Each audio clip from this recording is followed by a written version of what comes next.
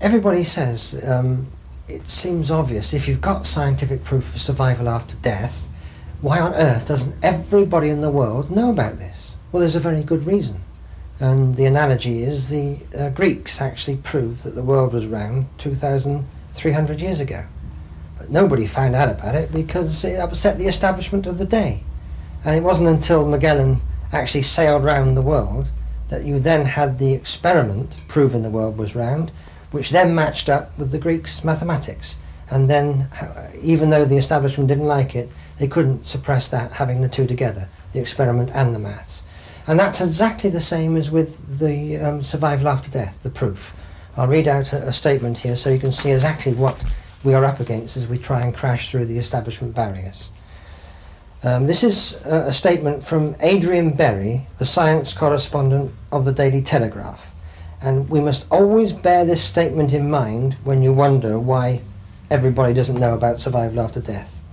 Berry says, "Few subjects more infuriate scientists than claims of paranormal phenomena, because if confirmed, the whole fabric of science would be threatened."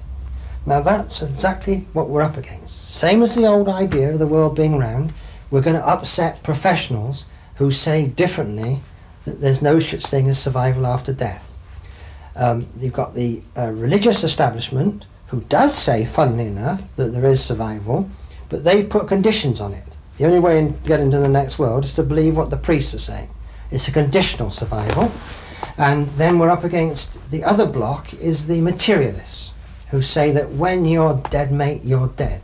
The mind and the brain are the same. And they have combined together, and as they control radio, television, the press and education, they've been managed to block the scientific proof of survival. So that's why everybody in the world doesn't know about this great discovery. It's all to do with money. We're up against tremendous wealth. Just think of the wealth of the church and the wealth of all the university scientists, and they've come together to block this discovery.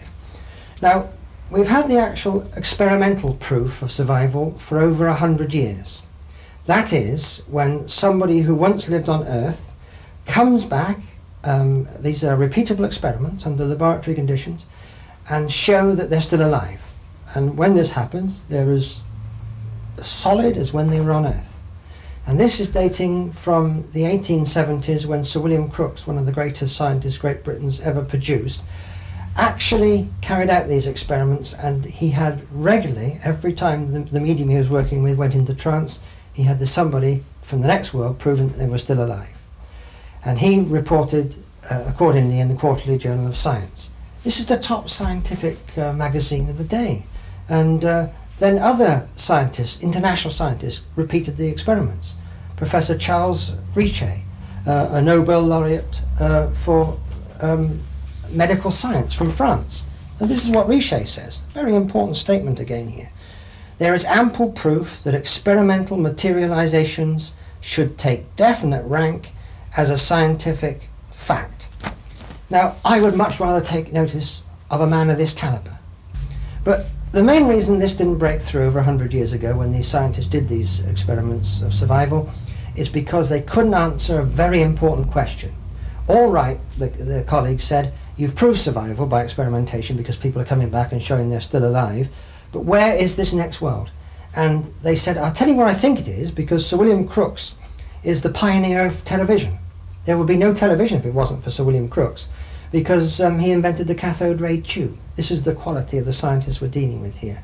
And then the other great scientist is Sir Oliver Lodge, the pioneer of radio. And they said, we think the next world is another wavelength, rather like television signals. But they couldn't prove it, no. They didn't have the maths to back it up. This is the turn of the century, you see. So what we've been waiting for all this time is for the mathematics to back up those early experiments. And we've now got it. Yes, it all hinges on Ronald Pearson, who has actually discovered what Sir Oliver Lodge called the ether. Now, the ether is everything around us unseen and unsensed. This is what we've been waiting for somebody to discover. And the ether was discarded in the 1920s when Einstein came on the scene. Sam Nichols, one of the astrophysicists we're working with, says, Mike, what really destroyed Schroeder-Lodge's idea of the ether was Einstein, with his theory of relativity. It's very much a materialistic view of the universe. There's no room for Einstein and survival after death. One of them's got to go. And thankfully, it's Einstein's theory of relativity that's going to go.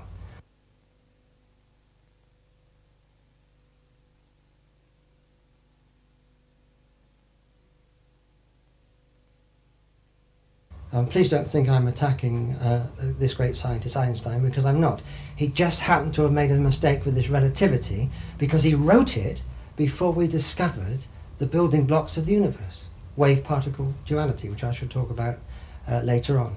Which, well, I'll just say quickly, in layman's language, you can imagine a physical body made of solid billiard ball-type particles, but also we're made of waves, like our television signals. Invisible stuff. So when you realise that the whole of the universe, including our physical bodies, is made of invisible stuff anyway, it's not so fantastic to have something coming away from the dead physical body that is also invisible.